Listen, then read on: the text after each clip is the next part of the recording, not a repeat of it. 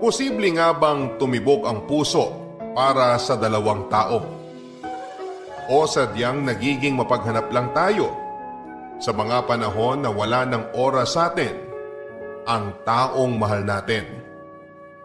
Dear Papa Dudut, magandang araw sa inyo pati na rin sa mga kabarangay na nakikinig sa ngayon. Tawagin niyo po ako sa pangalang Rhea. 26 years old at nagtatrabaho bilang isang office staff sa bangko dito sa Bulacan. Na-discover ko ang programa ninyo nang minsang mapakinggan ko ito sa isa kong kaopisina during lunch break namin. Ang sabi niya sa akin ay pwede raw magpadala sa inyo ng kwento ng buhay. Kaya naman nagbaka sakali akong mababasa po ninyo ang sulat kong ito at mabibigyan ako ng payo. Papa Dudut, meron po akong boyfriend at tawagin na lang natin siya sa pangalang Ivan. Nakilala ko siya sa isang outreach program na sinamahan ko noong college.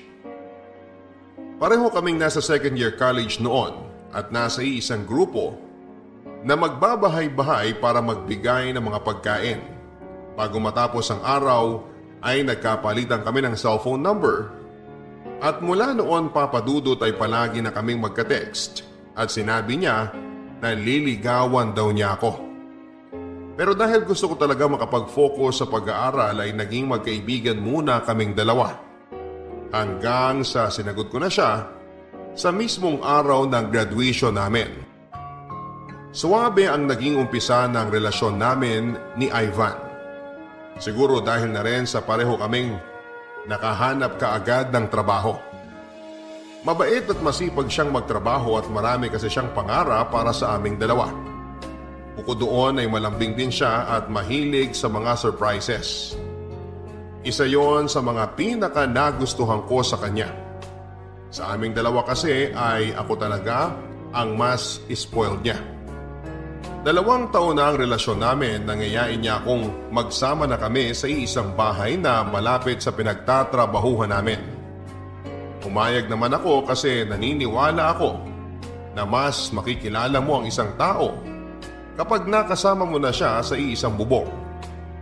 Pakiramdam ko naman ay totoo yon dahil mas naging open kami sa isa't isa ni Ivan na nakatulong sa relasyon namin. At ang 2 taon na relasyon namin ay tumagal pa ng 6 na taon.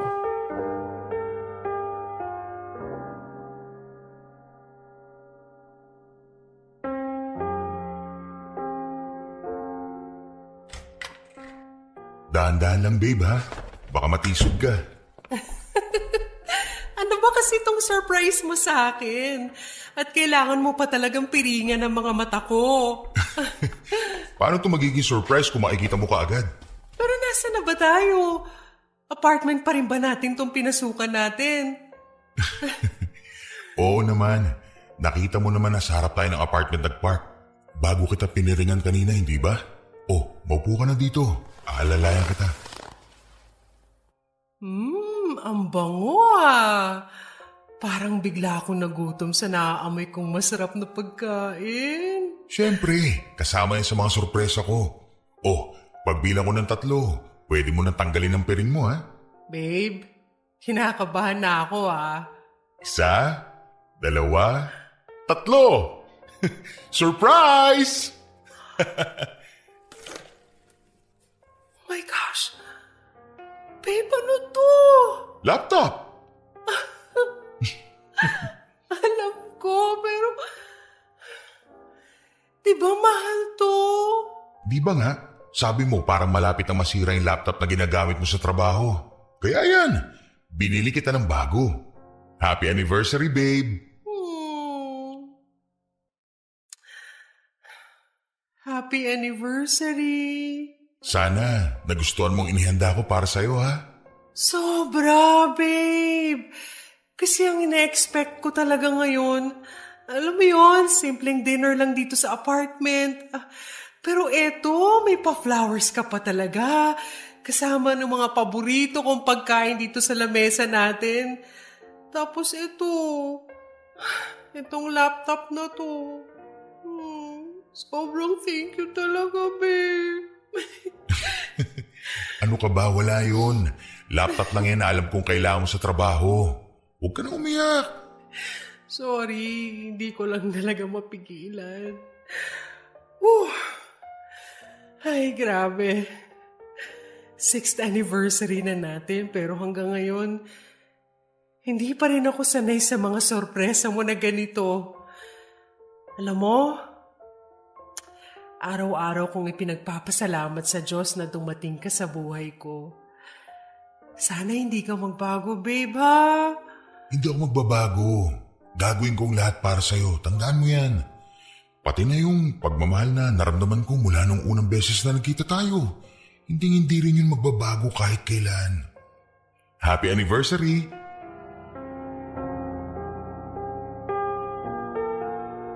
Papa Dudut, akala ko talaga ay pwedeng hindi na magbago ang lahat sa amin ni Ivan. Hiniling ko pa nga na sana ay wala na kaming ending dahil pareho namang kaming happy sa relasyon naming dalawa.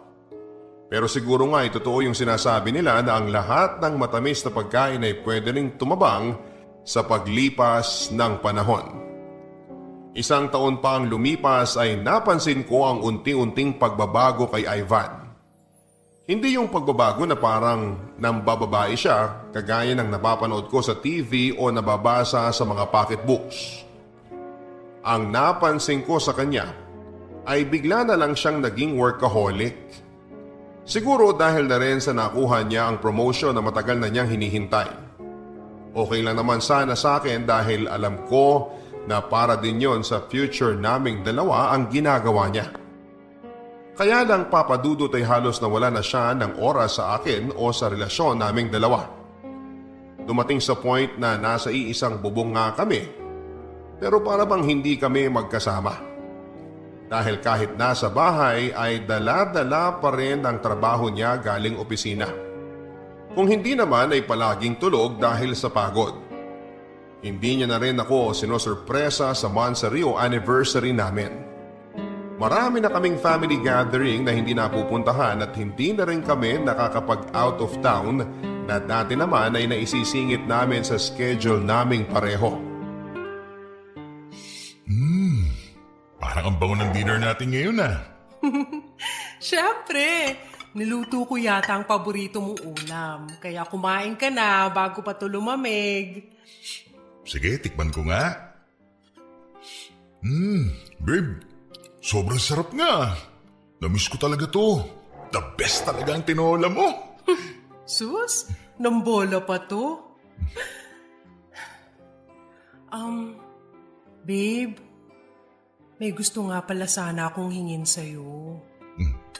Sige, ano yan? Kahit ano pa yan, ibibigay ko. Natatandaan mo ba yung beach resort na pinuntahan natin nung 4th anniversary natin? Oo. Yung sa may Davao yun, hindi ba? Yung medyo mahal ang bayad? Oo, yun nga.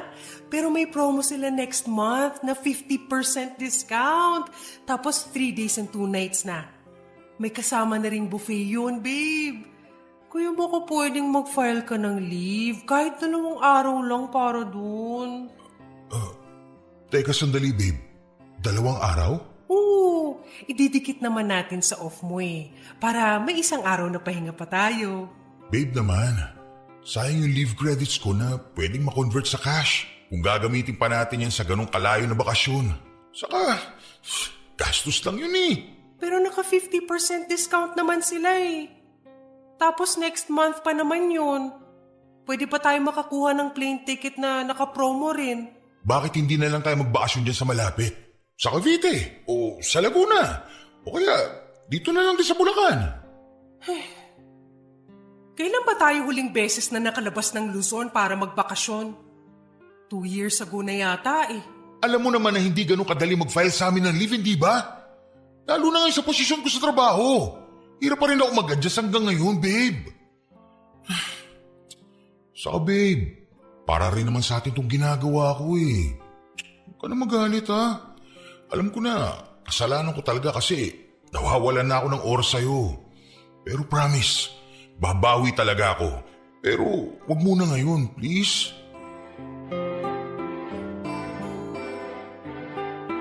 Papadudot, naging madalas ang pag-aaway namin ni Ivan. At lahat ng yon ay dahil sa trabaho niya. May isang beses pa na in-invite kami ng mami ko na mag-dinner sa bahay kasama ang family ko dahil birthday ni Lola. Sabado yon at dapat ay wala siyang pasok. Nangako din siya na makakarating pero kagaya ng inaasahan ko ay walang Ivan na dumating sa bahay. Tinawagan niya ako at sinabi na hindi makakapasok ang isang staff nila sa opisina at dahil deadline na raw ng mga office works nila, ay kinakailangan niyang saluhin ang mga naiwan nitong trabaho. Bukod sa mga family gathering na palagi niyang nakakalimutan, ay hindi na rin kami nakakapagbakasyon o kahit na isang simpleng date man lang sana sa labas. Ang palagi niyang dahilan ay pwede naman daw na magluto na lamang sa bahay. Mas tipid sa energy, oras at sa pera. Kapag naman weekend ay dapat ay off niya, ay nag-o-overtime pa rin siya sa kanyang trabaho. Nagpagawa na nga siya ng maliit na opisina sa apartment namin. Isang space na kapag nandun siya ay hindi siya pwedeng abalahin. Dahil kapag nawala ang concentration niya sa ginagawa niya, nang dahil sa akin ay mabilis na iinit ang ulo niya, na mauuwi lang din sa away. Hindi naman talaga ako yung tipo ng demanding na girlfriend. Pero papadudot, alam ko ang responsibilidad namin ni Ivan sa isa't isa bilang magpartner. Na para bang kinalimutan na lang bigla ng boyfriend ko nang dahil sa trabaho niya. Papadudot, wala yatang araw na hindi kami nagkakaroon ng kahit na kaunting pagtatalo ni Ivan. Madalas naman na naaayos din namin lahat kapag nagsusorry na siya sa akin. Aminado naman kasi siya kung ano ang dahilan ng pagtatalo namin. Kaunting oras lang naman kasi ang hinihingi ko sa kanya para sa relasyon namin na hindi ko maintindihan kung bakit hindi niya maibigay. Isang taon pa ang lumipas nang ipadala siya sa Dubai ng kumpanya kung saan siya nagtatrabaho. Nagbukas kasi sila ng panibagong account doon at siya ang napili para i-manage yun. Siyempre bilang isang dedicated sa trabaho na empleyado ay tinanggap niya yon nang hindi man lang iniisip ang magiging sitwasyon naming dalawa. Sobrang inaway ko siya noon dahil nag-decide kaagad siya nang hindi man lang pinapaalam sa akin. Away na muntik nang mauwi sa hiwalayan. Kung hindi lang talaga niya ako niyakap at iniyakan habang sinasabi na para sa future naming dalawa ang lahat ng ginagawa niya, ay hindi kami magkakaayos. Hanggang sa wala na nga akong nagawa pa kung hindi ang pumayag na umalis siya para sa isang taon na pagtatrabaho sa Dubai. Naging consistent naman ang tawagan namin sa umpisa. Pero kagaya ng inaasahan ko, unti-unti siyang nawala ng oras sa akin. Dahil kung gaano siya ka-workaholic nang magkasama pa kami sa apartment ay dumoble yata nang makarating na siya ng Dubai.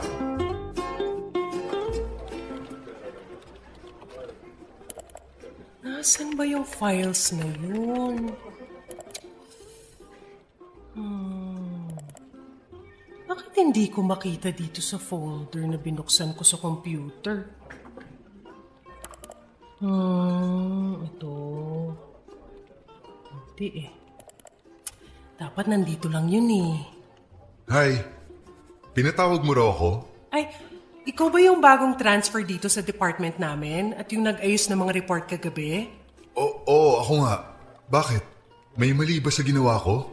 Wala naman, pero hindi ko kasi makita dito sa folder yung report na hinahanap ko. Sa tingin ko, nagkamali ka ng pinaglagyan. Lah, ganun ba? Pwedeng patingin ang folder na binuksan mo? Sige.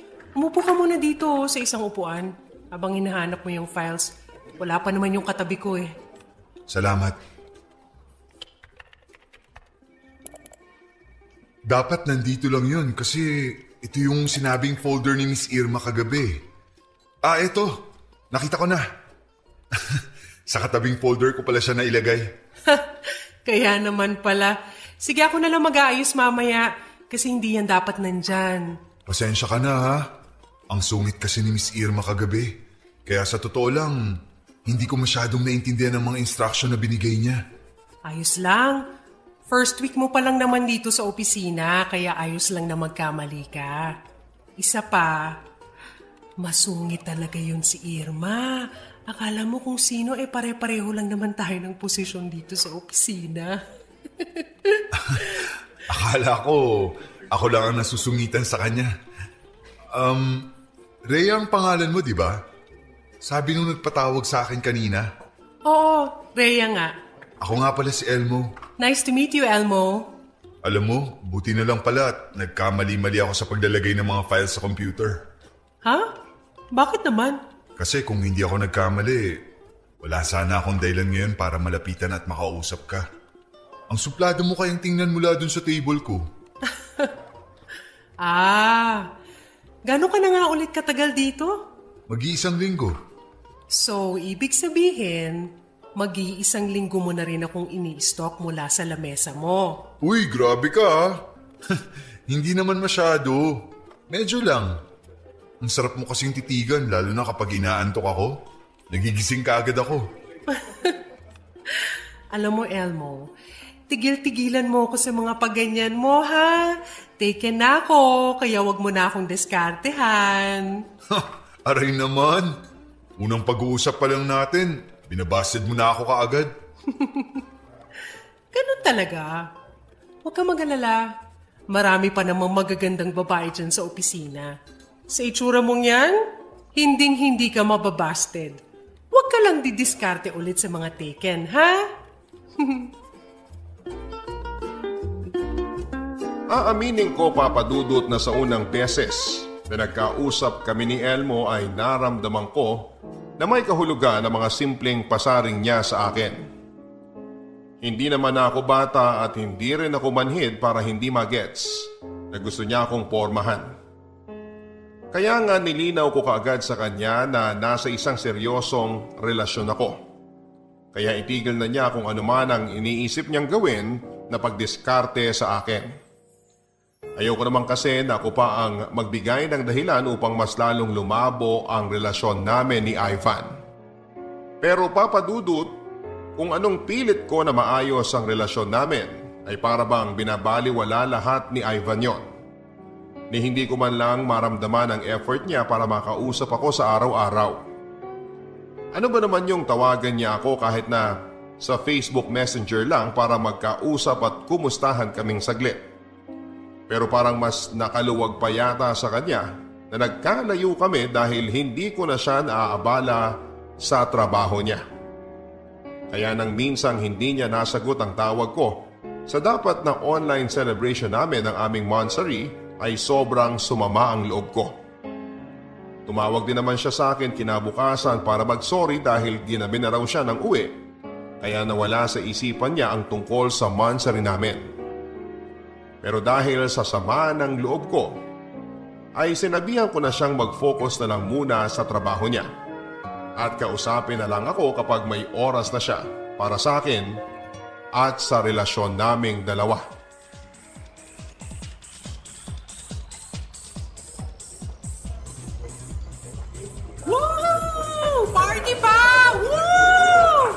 Rhea? Elmo? Nandito ka rin pala sa bar? Tara, sayaw tayo! Woo! Sinong kasama mo? Ha? Ang sabi ko, sinong kasama mo? Hindi ko talaga maintindihan. Tara, sayaw na lang tayo! Lasing ka na yata eh. Hindi ako lasing. Walang lasing dito. Halika na, sayaw na tayo. Isayaw mo na ako. Nandito ba ang boyfriend mo? Ano? Boyfriend? Wala akong boyfriend ngayong gabi, kaya halika na, Elmo. Party na tayo. Woo! Ay, halika na. Umalis na tayo dito sa bar. Lasing ka na. Baka kung sino pa ang lumapit at tumawak sa'yo dito.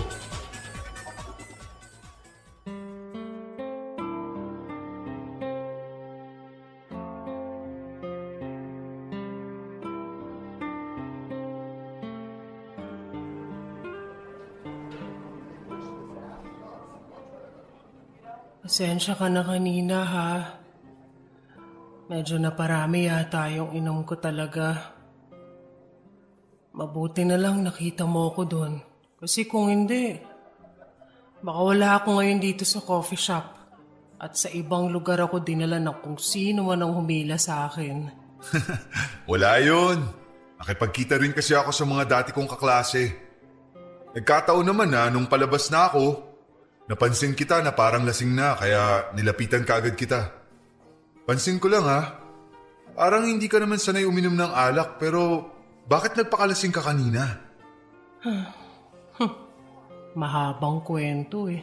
Ayos lang kung ayaw mong sabihin. Pero hindi ka ba talaga susunduin ng boyfriend mo? Paano niya ako masusundo? Nasa Dubai siya. LDR kayo? Oo, mag-iisang taon na. I see. Hindi ka ba nahihirapan sa setup niyong dalawa? Alam mo, parang wala naman nagbago. Kasi nung nandito pa siya sa Pilipinas, kahit magkasama kami sa iisang bahay, parang wala rin akong kasama. Workaholic kasi yung boyfriend ko eh. Literal na mas marami pa siyang oras sa trabaho kaysa sa akin. Buti hindi mo siya inaaway ng dahil dun. Ang totoo, siya yung dahilan kung bakit ako nagpakalasing kanina. Wala eh. Minsan talaga, nakakapagod na lang mang-away. Hindi ko na nga maalala kung kailan yung last time na nag-out of town kami bago siya pumunta ng Dubai. Bukod kasi sa workaholic siya, kuripot din pagdating sa mga date namin. Ikaw, matipid ka rin ba pagdating sa mga date nyo ng girlfriend mo? Wala naman akong girlfriend. Pero opinion ko lang ha, kung para naman sa mahal mo, bakit mo iisipin yung gastos? Ano ba naman yung kahit isa o 2 beses sa isang buwan na gumastos kayo para sa inyong dalawa, di ba? Ang sarap kaya sa pakiramdam na sabay niyong ginagastos ng taong mahal mo ang perang pinaghirapan niyo. Yan din ang naisip ko eh. Dati naman hindi kami ganito. Sweet yung boyfriend ko, tsaka mahilig din siyang magyaya ng out of town na bakasyon. Siguro kapag nagmamature na talaga ang isang tao, medyo nagiging kuripot at workaholic na. Sobrahan nga lang yata si Ivan masyado.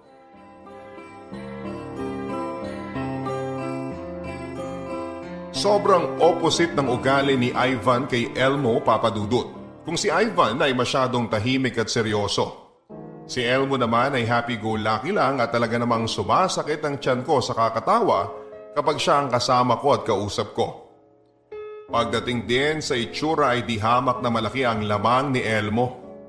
Hindi naman kasi talaga kagwapuhan ng boyfriend ko, simple lang, moreno ang kulay ng balat, palapad ang ilong pero maganda ang mga ngipin.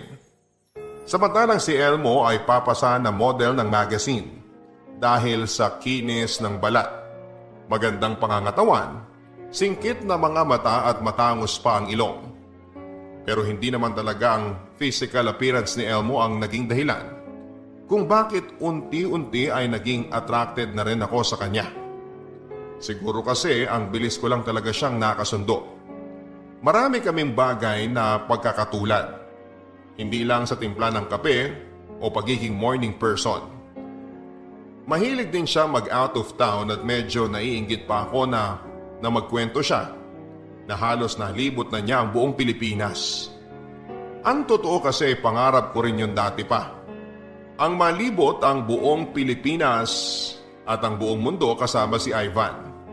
Na unti-unti nang nagagawa ni Elmo kahit mag-isa lamang siya. Mula nga ng gabi na nagkita kami ni Elmo sa bar at nagkakwentuhan sa coffee shop, ay nagsimula na kaming maging close sa isa't isa. Masaya naman kasi talaga siyang kausap at hindi siya nauubusan ng topic at mga jokes. Sa opisina ay madalas na rin kaming magkasama since nasa parehong department kaming dalawa.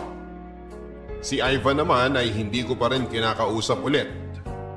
At nagpalit din ako ng cellphone number para hindi niya ako makontakt. Yun naman kasi ang gusto niya, hindi ba? Ang makapag-focus sa trabaho, kaya ako na lang ang gagawa ng paraan para dumistansya sa kanya. At dahil madalas kaming magkasama ni Elmo sa loob o labas man ng opisina, ay mas lalo naming nakilala ang isa't isa. At mas naging close kaming dalawa.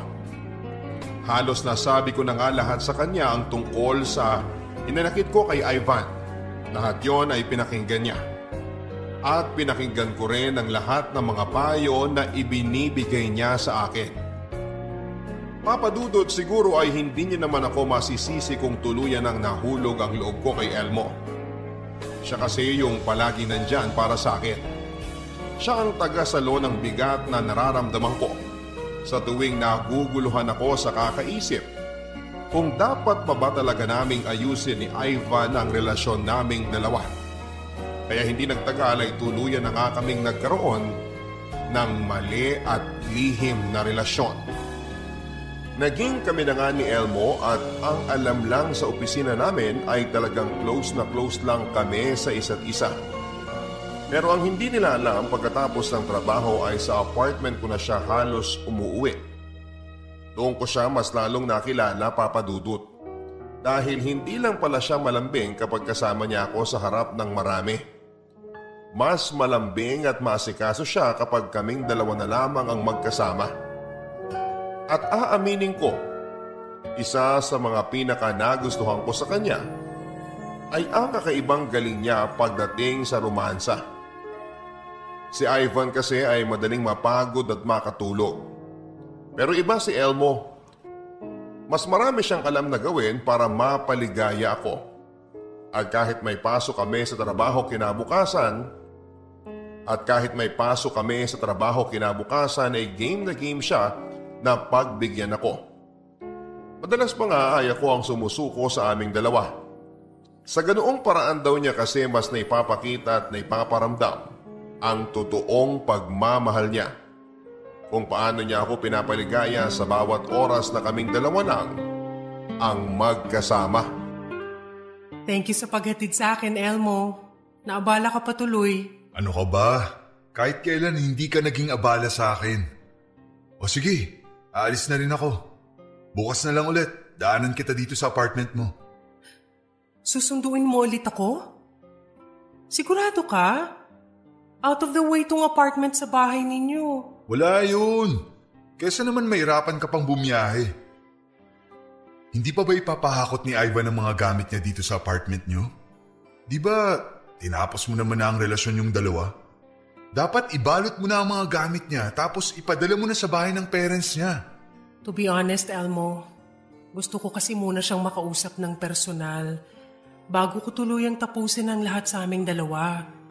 Para sana may closure. Pero kung nahihirapan ka na sa ganitong setup, I understand, Elmo. Nakakairita lang kasi na nakikita ko pang mga gamit niya sa loob ng apartment niyo tuwing pupunta ako dito. Pero hindi naman ako nahihirapan sa setup natin eh. Huwag mong isipin yun. Ang sabi ko naman sa'yo, willing ako na maghintay hanggang maayos mo ang lahat. O sige na, pumasok ka na para makapagpahinga ka na. Oh, hindi ka na papasok? Akala ko ba mamasahin mo ang likod ko para mawala ang stress ko? Rhea! Ivan? Oh, bakit parang nagulat ka? Anong ginagawa mo rito? Kailan ka dumating? Paano ko masasabi sa'yo na uuwi na ako? Di ba binlock mo ako sa lahat ng social media accounts mo? Hindi na rin kita makontak sa cellphone number mo. So tama palang lahat ng kutob ko. Itong hayop na to ba ang pinalit mo sa akin? Ha? Dude, relax lang. Kausapin mo ng maayos si Rhea. Huwag kang sumagot-sagot dyan kung ayaw mo paluin ko ng tubo yung ulo mo. Eh di subukan mo. Sige, ano? Elmo, huwag ka na sumagot. Mabuti pa siguro umalis ka na. Hindi, akala mo kung sino to eh. Ito ba yung boyfriend mo na walang ibang inatupag kung hindi ang trabaho niya? Hoy, tanga. Huwag kang tatapang-tapangan dyan. At please, huwag kang umarte na para kang biktima dito. Alam ko na wala ka kasing kwentang boyfriend, kaya pinagpalit ka ni Rhea sa iba. Elmo, tama na. Igago ka pala! Ivan! Ang hina mo naman sumuntok, pare. Tama na! Pare. Tama Mapapatay na! kitang mayog ka! Ivan, tama na! Ano ba kayo? Elmo, please, umuwi ka na lang. Pero Rhea, ayoko... Please, umuwi ka na. Sige, tawagan mo na lang ako. Sino yung lalaki na yun, Rhea? Bakit pinapapasok mo siya dito sa apartment natin? Dahil ako ang nagbabayad ng upa dito, kaya may karapatan ako na magpapasok ng kahit na sinong tao sa pamamahay na to. Anong ikaw? Palagi naman ako nagpapadala ng pera sa'yo, di ba? Na kahit kailan, hindi ko pinakialaman o ginalaw. Kaya huwag mong isusumbat sa akin ang mga pera mo, Ivan. Sandali nga, Rhea. Akala ko ba gusto mong ayusin pa natin to? Paano natin naayusin to? Kung wala ka naman dito. Kaya bumukha ka na lang sa ibang lalaki, ganun ba? Hindi ko siya hinanap. Hindi ko sinasadya ang lahat. Hindi ko sinasadyang makita at maramdaman mula sa kanya ang lahat ng pagkukulang mo sa relasyon nating dalawa. At hindi pa rin yung rason para lukuhin mo ako. Para sirain mo ang relasyon na to. Ivan, inaamin ko naman talaga na may kasalanan ako. Pero wag mong isisi sa akin ang lahat dahil may kasalanan ka rin kung bakit nagkakaganito tayo ngayon. At gusto mo pa talaga ako idamay dyan sa mga kalokohan at kasalanan mo? Oo! Dahil kung hindi ka nawala ng oras sa akin, hindi mangyayaring lahat ng to. Nakatira nga tayo sa isang bahay, pero parang hindi naman tayo magkasama. Halos hindi na tayo nag-uusap ng matagal. Tapos lumalis ka pa. Lalo mong pinalala ang lahat. Si Elmo, siya ang palaging may oras para sa akin. Pinaramdam niya yon kung ano yung mga bagay na bigla mo nalang inalis sa relasyon natin. Kaya mas gusto mo pang ituloy ang relasyon yung dalawa kaysa ayusin niyo sa atin? Mas pinipili mo siya? Rhea, halos 7 na taon na tayo. Itatapon mo lang ba yun para sa buwisit na lalaki mo na yan? Pakinggan mo muna kasi ako. Gusto ko lang maintindihan mo na hindi lang ako may mali. Dahil hindi ko naman talaga ginusto magkaroon ng kasalanan sa'yo eh. Oo, naging mapaghanap ako ng oras ng pagmamahal ay pinagkait mo sa akin. Kaya huwag mong isisi sa akin lahat dahil alam mo, Ivan, na pareho tayong may kasalanan kung bakit nagkakaganito ang relasyon nating dalawa.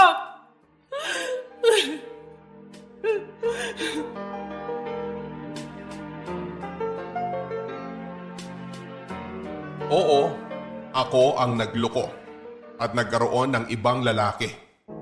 Pero hindi ko naman magagawa yon kung hindi nagkulang ng oras sa akin si Ivan. Hindi mangyayari ito kung nag-effort man lang sana siya na ayusin ang relasyon naming dalawa. Pagkatapos ng pag-uusap namin ni Ivan ng gabing yon, ay mas lalo akong naguluhan. May katwiran din naman kasi ang lahat ng sinabi niya. Ang pagsusumikap na ginagawa niya sa trabaho ay para rin sa future naming dalawa. Iniisip ko tuloy na baka nasa akin talaga ang lahat ng mali. Baka naging masyado lang akong mapaglaro at mapaghanap.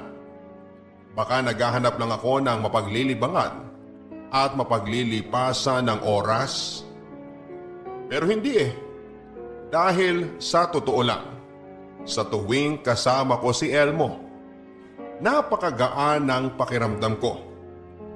Masyadong mabilis ang lahat, pero sadyang mabilis lang din akong naging komportable na kasama siya. Ang bilis ko siyang minahal. Siguro kasi ay naramdaman ko mula sa kanyang lahat ng hinahanap ko kay Ivan. Sa totoo lang ay hindi ko na alam kung sino ba ang dapat kong piliin sa kanilang dalawa. Kung kaninong relasyon ba ang dapat kong ituloy.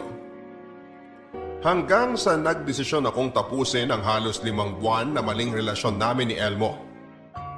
Oo, mas pinili kong ayusin ang sa amin ni Ivan. Ganon din naman siya kaya nagkabalikan din kami kaagad. Bumalik na siya sa apartment at pagkatapos namin na muling pag-usapan ang mga naging kasalanan namin sa isa't isa, nangako siya na babawi sa mga naging pagkukulang niya. At nangako naman ako na kahit kailan, hindi ko nakakausapin pa si Elmo. Kahit na alam kong mahirap yon dahil iisa lang ang department namin sa trabaho. Sinisigurado ko na ang lahat ng pwede naming pag-usapan ay may kinalaman na lang sa trabaho namin.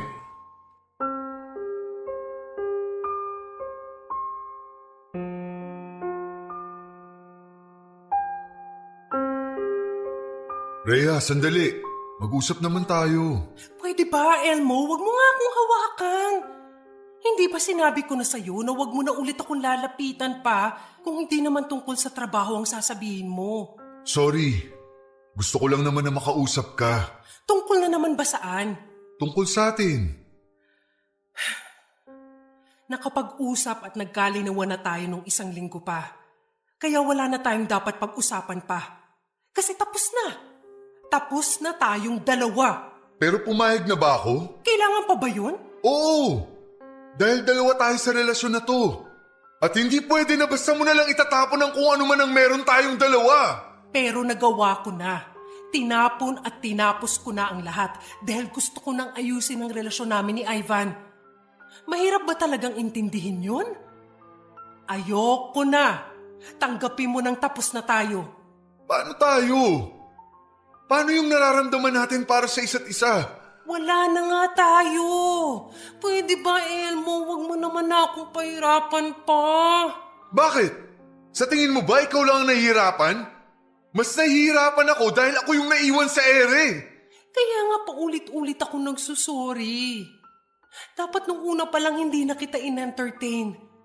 Dapat hindi ko na pinagulo ang sitwasyon namin ni Ivan at iniwasan na lang kita. Alam ko naman kasi na sa umpisa pa lang mali na eh. Ginamit kita para punan yung mga pagkukulang sa akin ni Ivan. Hindi mo ako ginamit. Minahal mo ko at yun ang alam ko. Kung ano man ang namamagitan sa atin, totoong pagmamahal yun. Na mali pa rin. Kung ano man ang naging relasyon natin mula sa umpisa, mali lahat yun. Bakit hindi natin subukang itama? Pwede naman na ako ang piliin mo. Dahil ako talaga ang mahal mo. Ano bang alam mo sa nararamdaman ko? Hindi sa pinangungunahan kita. Pero sigurado ako, Rhea. Sa bawat halik at haplos mo sa akin sa mga oras na tayong 2 lang ang magkasama. Mahal mo ako. Minahal mo ako. At hindi mo ako ginamit para lang gawing pampalipas oras mo. Aminin mo na. Aminin mo kung anong totoong nararamdaman mo. Ayokong itapon at sayangin yung halos 9 na taon na relasyon namin ni Ivan. Hindi ko kayang itapon ang mga taon na pinagsamahan namin para lang sa'yo. So yun ang totoong dahilan. Binalikan at pinili mo siya hindi dahil siya ang mahal mo, kundi dahil nanghihinayang ka lang sa tagal ng relasyon ninyong 2. Rhea, hindi mo ba naisip na dapat mas manghinayang ka sa oras na dapat ay ibinibigay mo sa totoong mahal mo? Ewan ko. Sa totoo lang, hindi ko na alam. Kung naguguluhan ka pa pala, bakit nakipagbalikan ka kaagad sa kanya? Dahil gusto ko nang ayusin ang relasyon namin ni Ivan. Kahit hindi ka sigurado na mahal mo pa rin siya? Oo.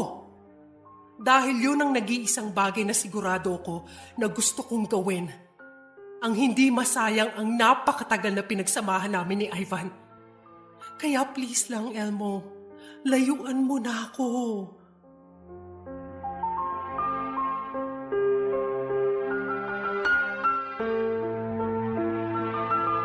Papadudot aaminin ko na isa sa mga dahilan kung bakit nakipagbalikan ako kay Ivan ay dahil nangihinayang ako sa ilang taon na relasyon naming 2. Isa pa ay si Ivan kasi ang first boyfriend ko na hiniling ko na sana ay maging last ko na rin dahil siya na ang gusto kong mapangasawa. Kaya lang mula nang makilala at makasama ko si Elmo, parang nagbago ang lahat. Naramdaman ko, Papadudot, na parang mas matimbang na siya sa puso ko. Iba kasi ang saya na ibinibigay niya sa tuwing magkasama kaming 2 noon. Mas magaan at masarap siyang kausap. Para bang chill lang lahat at walang pressure.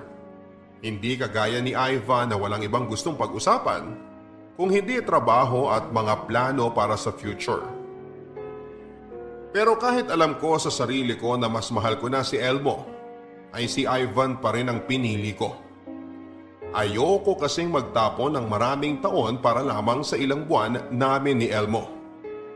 Paano nga kung masyado lang kaming natuwa sa isa't isa, pero pampalipas oras lang naman talaga ang lahat. Paano kung may ugali pa kami na hindi na ipapakita na pwede naming ika-turn off? At least si Ivan, kabisado ko na ang lahat sa kanya at ganon din siya sa akin. Kaya naman ginawa ko ang lahat para tuluyan ng maiwasan pa si Elmo sa loob o labas man ng opisina. Kasabay ng pag-iwas ko kay Elmo ay ang pagfo-focus ko na maayos ang relasyon naming dalawa ni Ivan. Hindi na rin naman siya bumalik pa ng Dubai at dito na ulit sa Pilipinas nagtrabaho. Nangako rin siya sa akin na tutulungan niya akong ibalik yung dating kami para maayos ang relasyon namin. Naging maayos kami sa umpisa, Papa Dudut, at hindi na masyadong nagtatalo. Pero habang tumatagal ay parang nagsisimula siyang bumalik sa dati. Yung Ivan na cold, workaholic at mainit din ang ulo pagdating sa bahay. Hanggang sa bumalik na nga kami sa dati ni Ivan. Bumalik na rin ang dating Ivan na palaging dahilan ng pag-aaway naming dalawa. Oo, hindi na siya nag-overtime sa trabaho. Hindi na rin pumapasok kapag Sabado o Linggo. Pero parang gano'n na rin ang naging setup naming dalawa. Dahil palagi niyang inuuwi ang mga trabaho niya sa bahay. Palagi ko siyang hindi makausap ng maayos o kahit malambing man lang. Pero pagkatapos naman niyang gawin ang mga inuuwi niyang office work, saka siya lalapit sa akin at magsasorry sa pag-init ng ulo niya at mabilis na pagkairita sa akin. Nang dahil doon ay nagsisimula ko ng maramdaman, Papa Dudut, na parang nagkamali ako ng pinili at naging desisyon. Lalo na kapag nagsisigawan na kami ni Ivan sa loob ng apartment at nagkakasumbatan. Nasa huli naman ay naayos din naming dalawa. Iniisip ko noon na palagi na lang ba talaga kaming ganito? Walang ibang ginawa kung hindi ang mag-away ng dahil sa trabaho niya. Tapos magkakaayos din sa bandang huli. Minsan kasi ay nakakasawa at nakakapagod na. Isang araw ay lumapit sa akin si Elmo at kagaya ng dati ay pilit ko siyang pinagtatabuyan. Pero ang sabi niya noon ay gusto niya lamang ipaalam sa akin na nakita niya si Ivan sa isang restaurant na malapit sa kanila. May kasama raw itong babae at isang batang lalaki na kamukha nito at pinaghihinalaan niyang anak ni Ivan. Dumiretso pa raw ng grocery na malapit sa restaurant ang mga ito. Hindi lang daw yon isa o dalawang beses dahil linggo-linggo raw niyang nakikita ang mga ito na magkakasama. Sobrang nagalit ako kay Elmo dahil pakiramdam ko nang dahil sa kagustuhan niyang mabawi ako kay Ivan ay sinisiraan niya at gumagawa na siya ng kwentong paninira sa boyfriend ko. Kaya naman sinabihan ko na siya na itigil na ang paninira kay Ivan. Pero sa totoo lang, Papa Dudut, mula nang sabihin niya yon ay hindi na nawala ang kaba sa dibdib ko. Kaya naisipan ko na sorpresahin si Ivan pagkatapos ng trabaho niya sa opisina. Ang hindi ko alam ay ako pala ang masosorpresa dahil sa mga malalaman ko.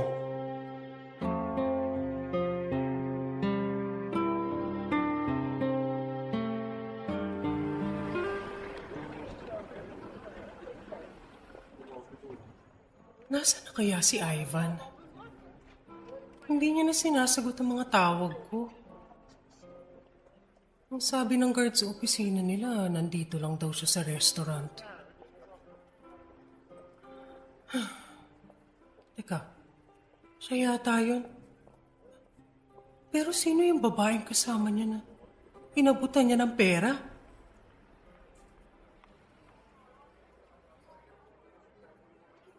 O sige na, saka na lang tayo mag-usap. Okay naman na siguro yung perang binigay ko, hindi ba?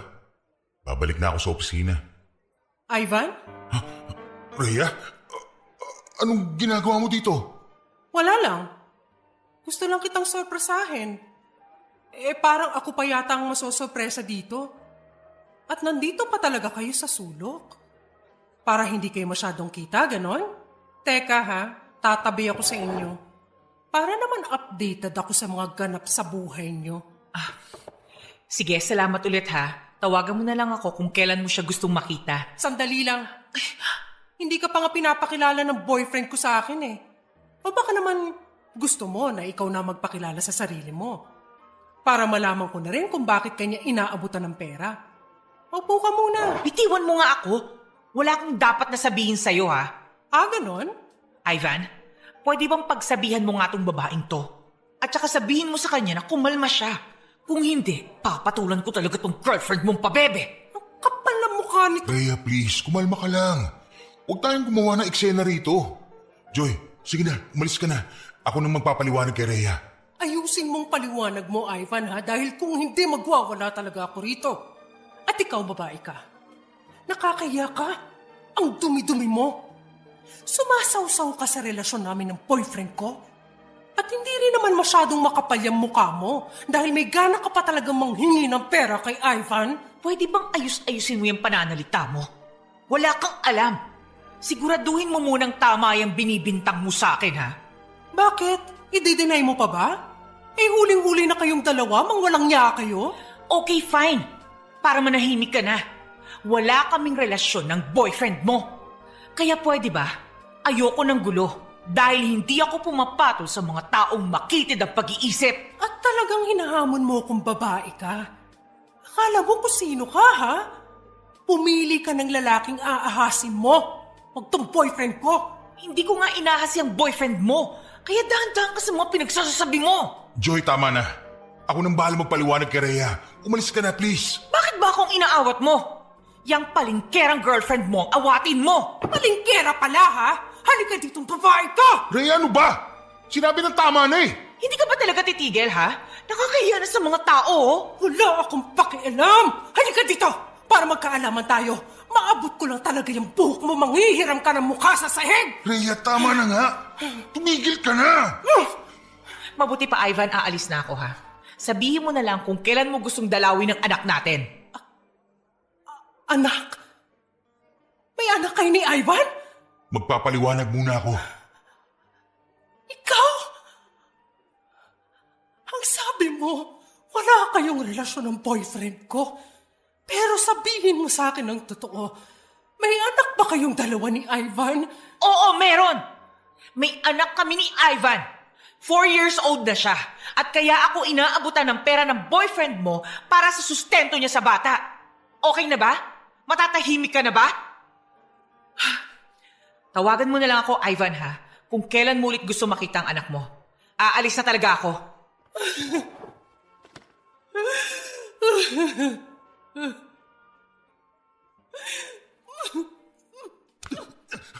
Rhea, sandali. Teka muna. Babayin ko muna ako. Magpapaliwanag ako. Bako!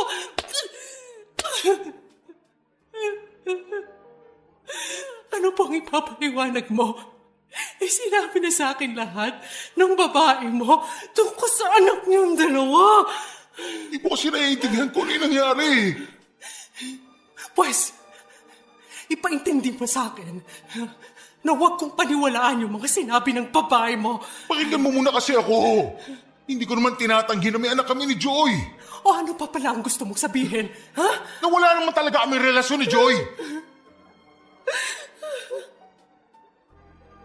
Wala kayong relasyon. Pero may anak kayo? Ang galing mo rin. Napakagaling mong magtago. Alam mo, tama sila. Dapat hindi ko na binigyan pa ng pagkakataon tong relasyon natin. Dahil mula't sa pa lang sa ating dalawa, ikaw na talagang manloloko!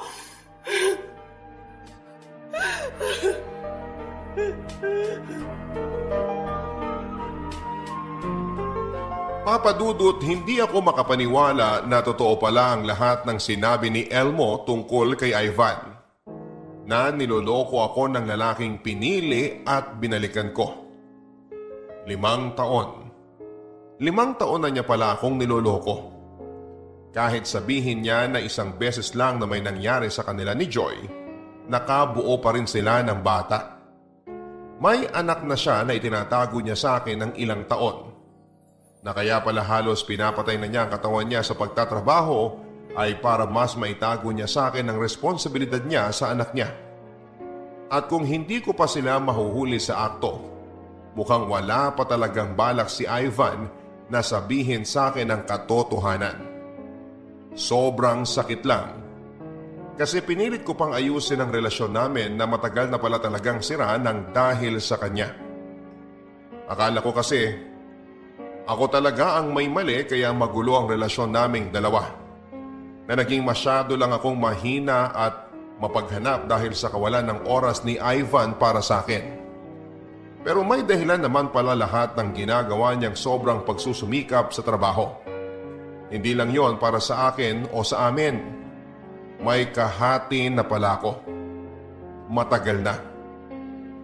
Naisip ko noon na kung hindi ko pa nalaman ang katotohanan, hanggang kailan niya ako lulukohin at itatago na may anak na pala siya sa ibang babae.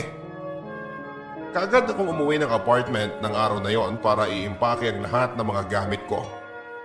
Pero sumunod din si Ivan para subukan pa akong kausapin. At pigilan kahit na buo na talaga ang desisyon ko na tapusin na ang lahat sa aming dalawa.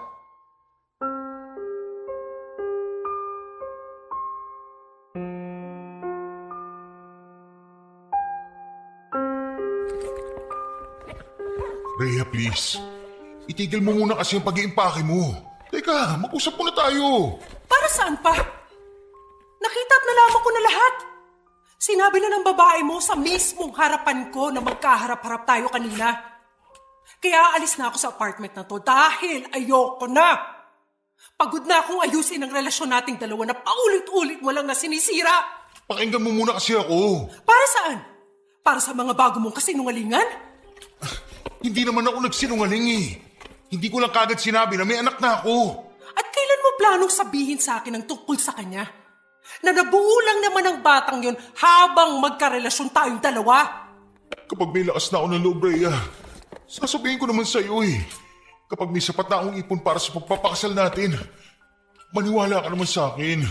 Wala talaga kami relasyon ni Joy. Wala kayo naging relasyon pero nakabuo kayo ng bata? Wow! So ano yun? Nag-shake hands lang kayo tapos nabuntis na siya? Inaamin ko naman na nagkamali talaga ako eh. Pero isang beses lang yun.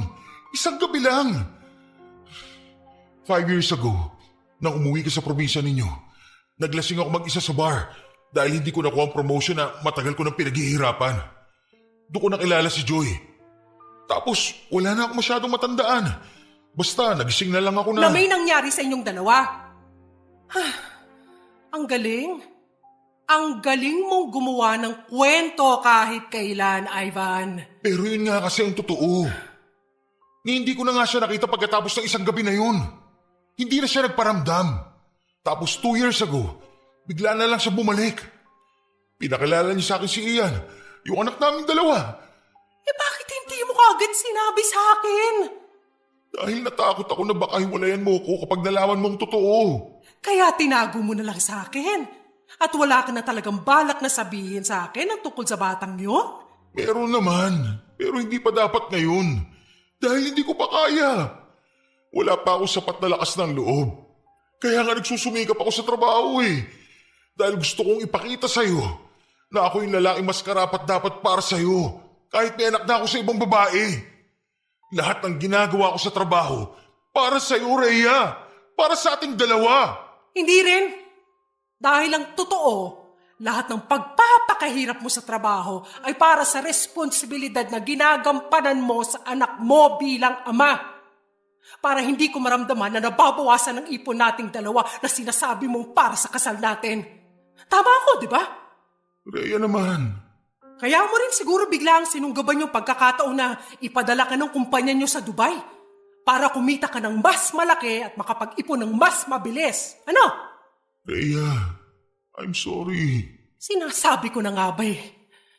Kaya huwag akong paulit-ulit mong dinadahilan. At ang relasyon nating dalawa, kung bakit halos patayin mo na yung sarili mo sa trabaho.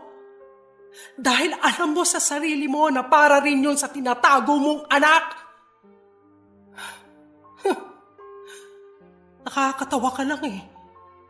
Galit na galit ka nung minsang nagkamali ako dahil sa pagkukulang mo sa relasyon natin. Pero ikaw, eto, araw-araw mo palang binibilog ang ulo ko.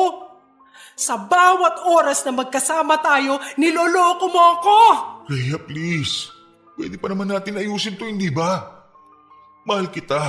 At pinagsisihan ko na lahat ng mga naging pagkukulang at pagkakamali ko sa'yo. Magsimula tayo ulit. Ayusin natin ang relasyon na to. Pagod na ako, Ivan. Pagod na akong ayusin tong relasyon nating paulit-ulit lang din namang nasisira ng dahil sa'yo. Rhea, please. Rhea, mahal kita. Mahal na mahal kita. Please naman, huwag mo naman itapon ang 9 na taon natin para lang sa isang pagkakamali ko. Maawa ka naman. Huwag mo sayangin yung napakahabang panahon na pinagsamahan natin. Alam ko naman na mahal mo pa rin ako. Last na to. Please, Rhea. Rhea, isang chance na lang para sa ating dalawa pakiusap. Hindi ko na alam. Masyado na magulo lahat. Litong-lito na yung isip ko. Siguro hayaan mo na lang muna akong makapag-isip-isip. Hayaan mo na lang muna akong umalis dito sa apartment na to.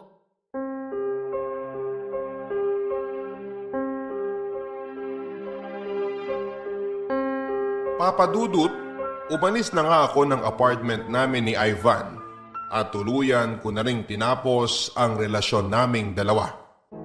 Alam ko naman kasi na yun naman talaga dapat ang matagal na naming ginawa.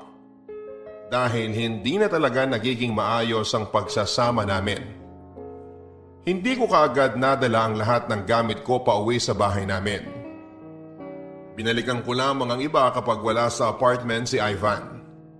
Pumayag na rin siya sa sinabi ko na hatiin na namin ang naipon naming pera na dapat ay para sa kasal namin. Paminsan-minsan ay dumadalaw pa rin siya sa bahay para subukan ng makipag-ayos sa akin. Pero hindi ko pa rin siya gaanong kinakausap. Ang madalas kong sinasabi sa kanya ay kailangan ko pa ng oras para makapag-isip-isip kung may dapat pa ba kaming ayusin. Ang sabi niya ay hindi siya aalis ng apartment dahil umaasa siya na babalik pa rin ako para magkaayos kaming dalawa. Pagkatapos ng ilang araw ng vacation leave ay bumalik na rin ako sa trabaho at unti-unti na rin bumalik ang closeness namin sa isa't isa ni Elmo. Pero nilinaw ko sa kanya na masyado pang maaga para umasa siya na kakayanin ko nang pumasok muli sa isang relasyon. Ayoko rin naman kasi siyang maging palakiputas lamang kung sakali. Gusto ko kapag pumasok na ako sa isang relasyon na kasama siya, sigurado na ako na siya ang mahal ko at wala nang Ivan na magpapalito ng isip ko at nararamdaman ko. Ayoko nang magpadalos-dalos sa mga desisyon at masaktan lang sa huli. Dahil sa totoo lang, may bahagi pa rin ng isip ko na gustong bumalik kay Ivan at ayusin ang lahat. Hanggang sa ngayon ay nalilito pa rin ako sa kung ano nga ba ang dapat na maging desisyon ko, Papa Dudut. Kung sino ba kina Ivan at Elmo ang dapat na piliin ko. Sobrang nangihinayang ako sa tagal ng pinagsamahan namin ni Ivan at minsan pakiramdam ko. Yun na lang ang dahilan kung bakit gusto ko ulit siyang bigyan ng bagong pagkakataon. Si Elmo naman ay dumoble ang effort sa panliligaw sa akin. Pumasok sa isipan ko na bakit hindi ko siya bigyan ng isang pagkakataon. Pero paano kung hindi mag-workout ang relasyon naming dalawa? Paano kung hanggang panakipbutas lang talaga siya? Paano kung masayang lang din ang oras na ibibigay ko sa kanya na sana ay kay Ivan ko na lang ibinigay? Papa Dudut, sana po ay matulungan ninyo ako at ng ating mga kabarangay sa problema at pagkakalitong kinakaharap ko sa ngayon. Alam kong hindi naman maiiwasan ang masaktan o makasakit ako sa desisyon na gagawin ko. Pero hanggat maaari sana, ayoko nang magkamali at magsisi sa bandang huli. Dito ko na po tinatapos ang sulat ko. At ngayon pa lamang po ay nagpapasalamat na ako sa payong maibibigay ninyong lahat.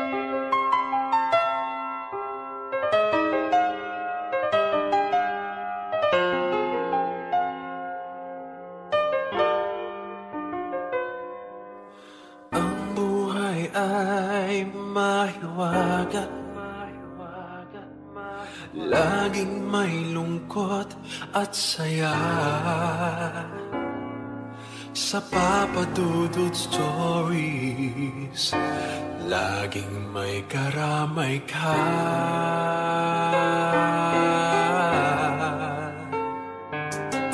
Mga problemang kaibigan, ay pakikinggan ka. Sa Papa Dudut Stories, kami ay iyong kasama.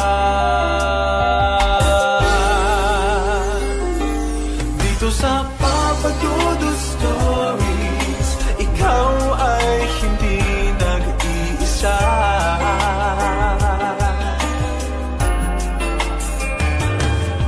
Sa Papa Dudut Stories, may nagmamahal sa'yo. Papa Dudut Stories,